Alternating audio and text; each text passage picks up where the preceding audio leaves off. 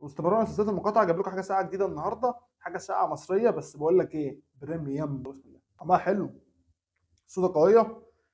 بس المشكله معايا فيها افتر تيست، فيها افتر تيست خفيف كده، مش وحش بس فيها افتر تيست لسه. تعال نجرب تاني كده. عارف لما بتشرب حاجه ساقعه فيها سكر اسبرتام، مع ان هي مش اسبرتام، هي فيها كالوريز عادي، يعني مش مكتوب عليها زيرو كالوريز ولا أي حاجه، ومش مكتوب عليها اصلا كام كالوري. ده برضه دي حاجه وحشه بصراحه، المفروض تتكتب عليها.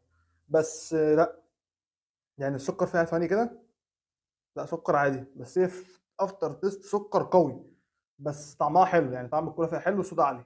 نخش على السكيت سكان، دي بقى شكلها رهيب، في الصيف كده على البحر ولا حاجه، هي شكلها لوحده يوديك للبحر، اللون اللبني ده جامده. نجرب السكيت سكان دي.